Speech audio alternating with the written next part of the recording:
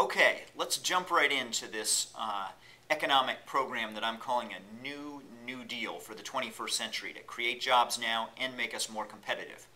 By the way, in a little while I will be touching on Barack Obama's plan that he proposed in his speech that you may have seen last night. But for now I'll just say that that plan, while better than nothing and a good start, isn't enough, isn't fully sufficient to restart the economy. So what is? Okay, here's the plan. First, we start with our energy grid. Our energy grid is extremely antiquated and inefficient. People in both political parties know this, but due to political logjams, nothing has been done about this for years. We need what's called a smart grid. Advanced technologies which automatically allocate energy across the grid where it needs to be. Investing into the smart grid will create hundreds of thousands of good, high-paying tech jobs immediately, as well as saving us trillions of dollars over decades as energy is allocated more efficiently. The second part of the thing that we need to do about the energy grid is in terms of power transmission lines themselves. There's places in this country where we need power transmission lines where we don't have them. This will enable us to do certain alternative energy projects that aren't currently economically viable.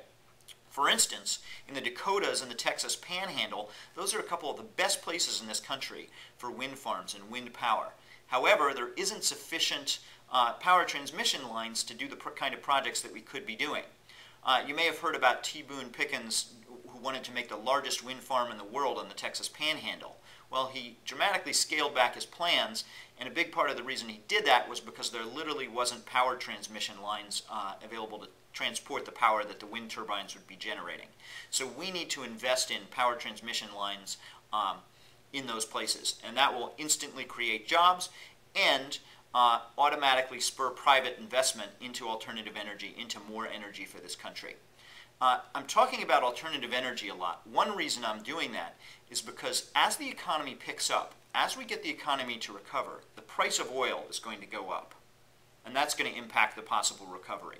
The price of oil is going to go up because demand is going to go up as the economy gets better. The only thing that's keeping the price of oil, which means, price of heating oil in the Northeast and price of gas in cars, at a somewhat reasonable level right now is the lack of global demand from the bad economy.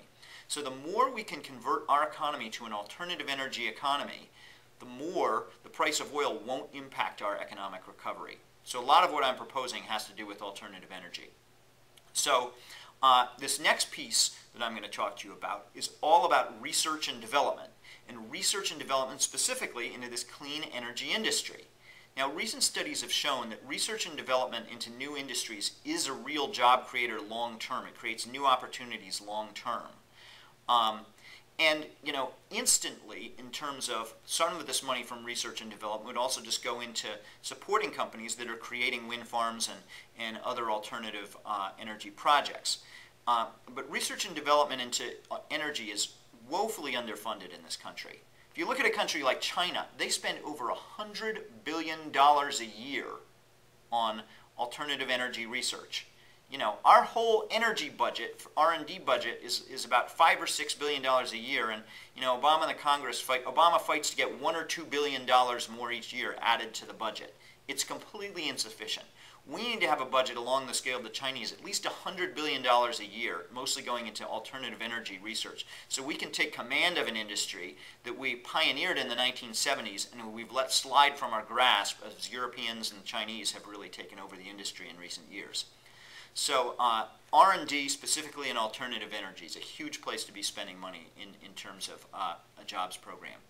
Now I'm going to talk about another area which you've heard about before, because it's traditional infrastructure projects. By traditional infrastructure, I mean projects like highways and bridges and schools, that the direct building of things that our economy needs. Now, while this is not particularly sexy, it's absolutely necessary. It creates jobs right away and makes our economy more efficient for the 21st century. Also included in that is retrofitting buildings to be more energy efficient. Which uses less energy, as we talked about, is something we need going into the economic recovery. Okay, now a fourth area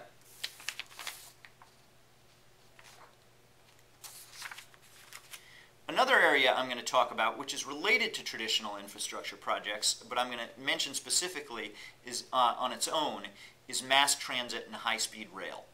Mass transit and high-speed rail, like traditional infrastructure projects, putting money into that instantly creates construction jobs. It also reduces the amount of oil, reduces the amount of energy we use, as talked about previously.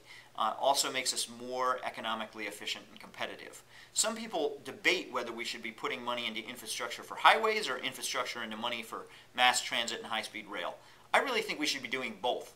Both because that's what it's going to take for our economy to be restarted, and that's what's going to make us more competitive going forward. So both of those things really need to be done.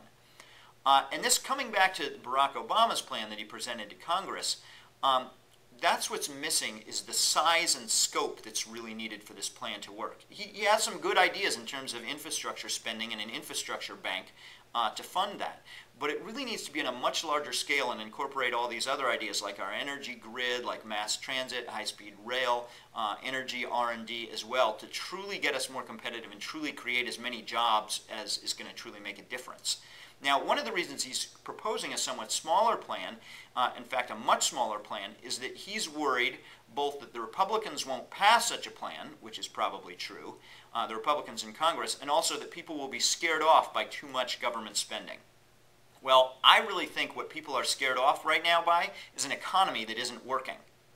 You know, in the New Deal, we spent far more money in the 1930s than we did in the kind of programs that I'm talking about to restart the economy. And they were some of the most popular things we ever did.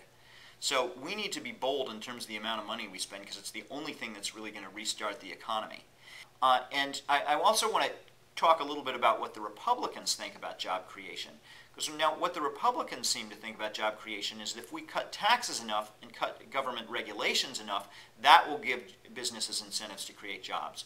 And I think that's almost completely not true. Businesses are really waiting for the economy to pick up. Businesses are waiting for demand to pick up before they hire people. Yeah, sure, they'll like it if they have less regulations and lower taxes. It'll mean they'll make more money. But it doesn't mean they're going to hire more people, because it doesn't have anything to do with demand for their products and services. They get taxed a little less, you know, who cares? You know, they're still not going to hire people unless there's demand for what they're offering. So thinking that tax cuts and cutting regulations is going to create jobs is really magical, dangerous thinking at this point in time. It'll do very little. And, you know, the Republicans' adamant insistence on this our way or the highway is really one of the big things that's blocking a bold, ambitious plan taking place. And we'll get more into this in my next video. Thanks very much.